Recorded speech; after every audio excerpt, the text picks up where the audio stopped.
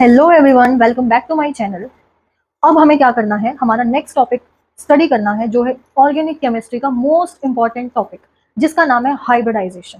ठीक है, हाइब्रिडाइजेशन से डरना बिल्कुल भी नहीं है, ये सबसे ज्यादा डिफिकल्ट टॉपिक है, लेकिन हम इसको डिफिकल्ट से इजी की तरफ लेकर चलेंगे। जैसे मैंने पढ़ा था वैसे ही मैं आप लोगों को पढ़ाऊंगी कि ये आपको भी क्या लगेगा, सुपर इजी। तो हाइब्रिडाइजेशन में हमें क्या करना होता है, हाइब्रिड वर्ड तो आप लोगों ने सुना ही होगा। हाइब्रिड, हाइब्रिड का मतलब क्या होता है, जब हम दो नस्लों को या दो स्पीसीज को आपस में क्या कर दें, मिक्स कर दें, और फिर उनसे जो नई स्पीसीज बन के तैयार होगी उसको हम क्या बोलेंगे, हाइब्रिड। ठीक है, ये तो आपको अच्छे से पता होगा। ठीक है, तो अब हमें क्या करना है, हमें केमिस्ट्री में दो एटम्स को जोड़ना है ताकि वो क्या बना सके, मॉलिक्यूल। मॉलिक्यूल के साथ साथ अगर दो से ज्यादा जुड़ गए तो वो कंपाउंड बना लेंगे। ओके, दो तीन चार पांच जितने भी नंबर ऑफ एटम्स ज्वाइन होंगे आपस में, उतना ही वो क्या बना लेंगे, कंपाउंड। तो जब एक नंबर ऑफ एटम्स मिलके एक कंपाउंड प्रिपेयर करते हैं तो उनके ऑर्बिटल्स क्या हो जाते हैं, आपस में मिक्स, और वो क्या बना लेते हैं, एक हाइब्रिड ऑर्बिटल। ठीक है, मैंने CH4 बनाया लैब में। CH4 में क्या यूज हुआ, एक कार्बन और चार हाइड्रोजन के एटम। तो मीथेन बनाने के लिए एक कार्बन और चार हाइड्रोजन लगे हैं। तो एक ऑर्बिट मेरा किसका काम आएगा, कार्बन का। ठीक है, किसके साथ जुड़ने के लिए, एक हाइड्रोजन के साथ जुड़ने के लिए। लेकिन हमें तो पता है कि कार्बन के अंदर चार क्या होती हैं, ऑर्बिटल्स खाली होती हैं, तो वो चार हाइड्रोजन के साथ इजीली जुड़ पाएंगी। तो कार्बन और हाइड्रोजन के बीच में क्या होगा, चार ऑर्बिटल्स की इंटरमिक्सिंग होगी। ठीक है, तो वो क्या बना लेंगे, हाइब्रिड ऑर्बिटल बना लेंगे। ठीक है, तो हमें क्या करना है, अब हम करेंगे एक शॉर्ट ट्रिक के साथ काम। मैंने क्या पढ़ा था अपने टाइम में कि अगर कार्बन के बीच में एक सिंगल बॉन्ड है तो इसमें क्या होता है, एक ही सिग्मा बॉन्ड होगा।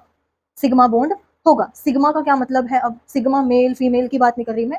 सिग्मा का मतलब क्या होता है कि जब दो ऑर्बिटल्स हेड ऑन ओवरलैप करते हैं आपस में, मतलब सिर से सिर भिड़ता है जब उनका, तो उस ओवरलैप को हम बोलते हैं सिग्मा ओवरलैप। ओके, अब मैंने क्या किया, एक s ऑर्बिटल लिया, एक p ऑर्बिटल लिया, और दोनों को हेड ऑन ओवरलैप कराया। लेकिन पहली बात, यहां से कभी ओवरलैप नहीं होता, क्योंकि p ऑर्बिटल क्या है, डम्बल शेप। अभी तो मैं नहीं दिखा सकती, लेकिन मान लो कि ये साइड से कैसा है, मोटा है, तो इसका जो हेड होगा ऐसा कुछ दिखने वाला, वो इस s ऑर्बिटल के चिपका हुआ है बस, और कोई ओवरलैपिंग नहीं है। सिर्फ इसको हम क्या बोलेंगे, हेड ऑन ओवरलैप, लेकिन किसके बीच में है, s एंड p, तो इसको बोलेंगे sp ओवरलैप।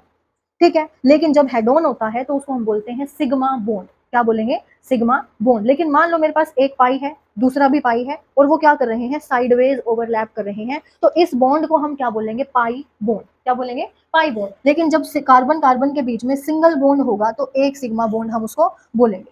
जब कार्बन के बीच में पाई बॉन्ड होगा, मतलब डबल बॉन्ड होगा, तो इसको जब भी हम काउंट करेंगे तो इसमें है एक सिग्मा बॉन्ड और एक पाई बॉन्ड। अगर मेरे पास कार्बन कार्बन के बीच में ट्रिपल बॉन्ड है तो इनमें है एक सिग्मा और दो पाई बॉन्ड्स।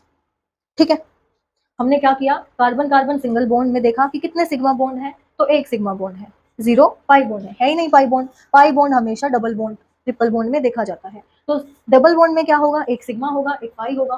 ट्रिपल में क्या होगा, एक सिग्मा दो पाई होगा। ठीक है, इसके बाद अगर मैं आपसे कहूं कि चलो कुछ एग्जाम्पल्स हम देखते हैं प्रैक्टिस के लिए, तो वो हमारे लिए क्या होगा, बेस्ट ऑप्शन। मैंने क्या किया,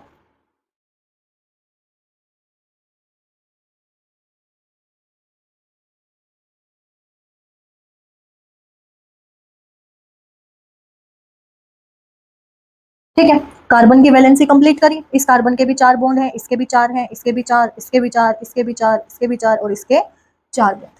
ठीक है, अब मैं कहूं कि गिन के बताओ कितने सिग्मा बॉन्ड है इस पूरे के पूरे कंपाउंड में और कितने पाई बॉन्ड है। तो ये कार्बन यहाँ बॉन्ड बना रहे किसी न किसी के साथ, तो लेकिन हम किसी न किसी की बजाय क्या बोलेंगे, हाइड्रोजन। जहां कुछ ना लिखा हो दैट मीन्स हाइड्रोजन वहां पे प्रेजेंट है।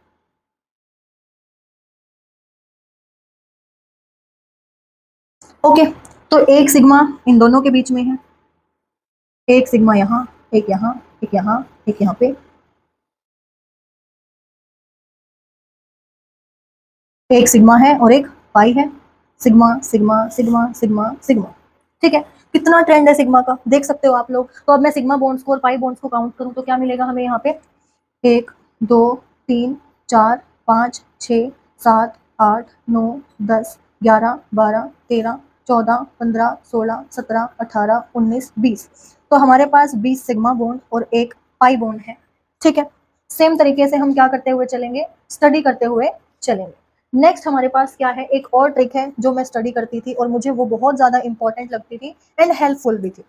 मैंने अपनी तरफ से ट्रिक बनाई कि sp3, sp2 and sp hybridisation को मैं कैसे याद रखूं कि किस में कितने सिग्मा बॉन्ड हैं और कितने पाई बॉन्ड हैं। तो मैंने अपनी ही तरफ से ये ट्रिक बनाई थी और ये इतनी ज़्यादा ट्रू है और इजी है याद करने के लिए। तो sp3 को याद रखना कि 3 में एक ऐड कर दो तो क्या होगा 4।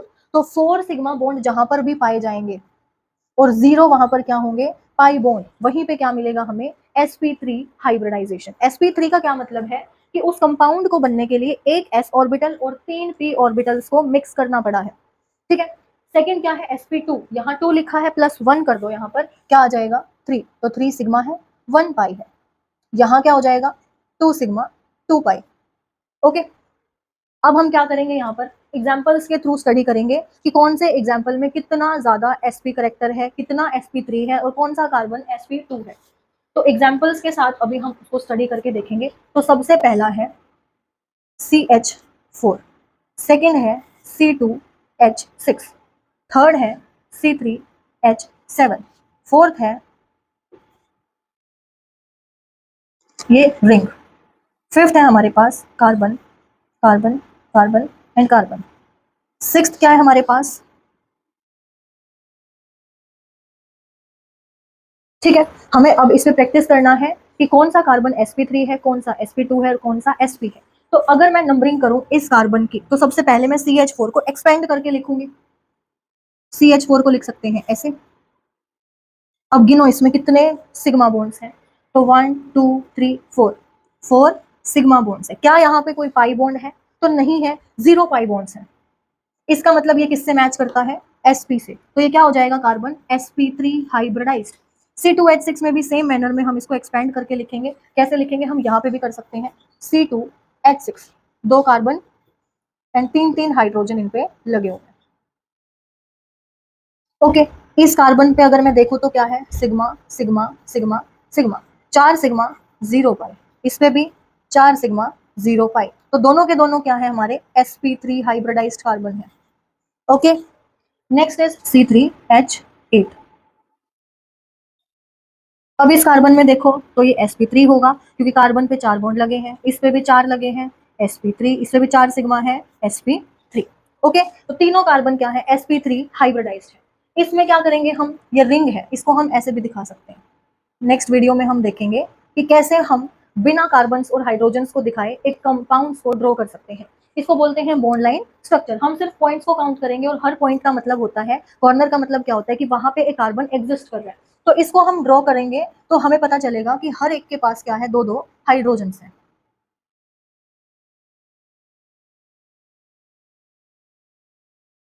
क्या है, 2 हाइड्रोजन्स है। तो यहाँ कोई डबल बॉन्ड नहीं है, इसका मतलब डायरेक्टली फिर से हम बता सकते हैं कि सारी की सारी कार्बन sp3 हाइब्रिडाइज्ड है। क्या है, sp3 हाइब्रिडाइज्ड है। इसमें भी क्या होंगे, सारे के सारे हाइब्रिडाइज्ड होंगे, कैसे sp3। और इसमें क्या होगा CH3, ये वाला कार्बन 4 सिग्मा बॉन्ड से जुड़ा है तो sp3, ये वाला 1 सिग्मा 2 पाई से जुड़ा है तो क्या होगा 1 सिग्मा 2 सिग्मा 2 पाई, क्या होंगे 2 सिग्मा 2 पाई। तो ये कार्बन कैसा है sp3, sp क्या है ये sp। और ये वाला कार्बन कैसा है, यहाँ पर है हमारे पास 2 पाई 2 सिग्मा, तो ये भी कैसा हो जाएगा sp hybridised. Okay, sp hybridised हो जाएगा। क्या हमें ये करते हुए कुछ भी डिफिकल्टी आई, बिल्कुल नहीं। तो ऐसे ही हम क्या करेंगे, इजी वे में हर टॉपिक को स्टडी करते हुए चलेंगे। नेक्स्ट हमें क्या करना है, परसेंटेज एक्स करेक्टर को बताना है, परसेंटेज एस करेक्टर।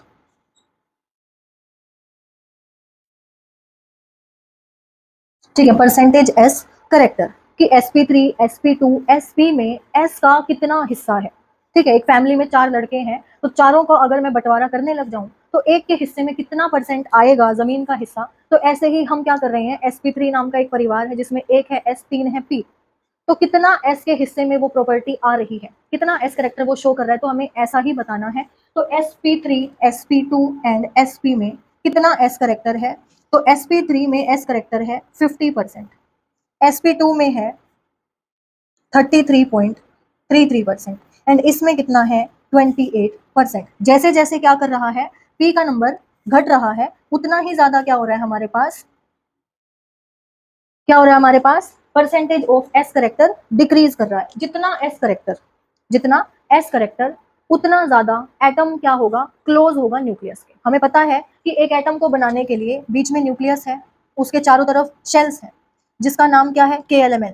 ऑर्बिटल्स की बात करें तो S P D and F। S सबसे ज्यादा करीब है न्यूक्लियस के, तो न्यूक्लियस का जोर किस पे ज्यादा होगा, एस वाले इलेक्ट्रॉन्स के ऊपर, उससे थोड़ा सा कम पी वालों के ऊपर। तो एस न्यूक्लियस के ज्यादा पास है, तो जिसमें एस जितना ज्यादा होगा वो उतना ही ज्यादा क्या होगा, स्ट्रॉन्ग बॉन्ड बनाएगा। और जब बॉन्ड स्ट्रॉन्ग होता है तो क्या हो जाता है, उनके बीच की दूरियां कम हो जाती हैं। तो sp3 बनाने वाले सारे के सारे बॉन्ड्स में एस करेक्टर ज्यादा है, तो वो कैसे होंगे, स्ट्रॉन्ग होंगे। कैसे होंगे, स्ट्रॉन्ग बॉन्ड होंगे। तो हम एक ट्रिक याद कर सकते हैं, जितना परसेंटेज एस करेक्टर इंक्रीज करेगा उतना ही स्ट्रॉन्ग बॉन्ड होता चला जाएगा, उतनी ही बॉन्ड लेंथ घटती जाएगी, स्ट्रॉन्ग बॉन्ड होता जाएगा। और एक और क्या है हमारे पास, उतनी ही इलेक्ट्रोनेगेटिविटी बढ़ती जाएगी, इलेक्ट्रोनेगेटिविटी इंक्रीज होती जाएगी। इलेक्ट्रोनेगेटिविटी का मतलब क्या है, शेयर्ड पेयर ऑफ इलेक्ट्रॉन को अपनी तरफ अट्रैक्ट करना, पुल करना, क्या कहलाता है, इलेक्ट्रोनेगेटिविटी। अब जो जितना स्ट्रॉन्ग होगा उसके पास उतनी ही पावर होगी कि वो इलेक्ट्रॉन्स को खींच पाएगा अपनी तरफ। तो जितना एस करेक्टर उतना बॉन्ड छोटा, उतना बॉन्ड स्ट्रॉन्ग, और उतना ही इलेक्ट्रोनेगेटिविटी ज्यादा। तो अगर मैं इलेक्ट्रोनेगेटिविटी की टर्म्स में परसेंटेज एस करेक्टर को बताऊं तो सबसे ज्यादा sp में, फिर sp2 में, एंड देन sp3 में होगा। ओके, तो ये थी हमारी थर्ड वीडियो जिसमें हमने हाइब्रिडाइजेशन नाम के एक इंपॉर्टेंट टॉपिक पे स्टडी किया है। नेक्स्ट में हम क्या करेंगे, एक नई वीडियो के साथ, एक नए टॉपिक के साथ आएंगे। Till then take care, and इस वीडियो को ज्यादा से ज्यादा शेयर करना क्योंकि ये मोस्ट इंपॉर्टेंट टॉपिक है। ओके।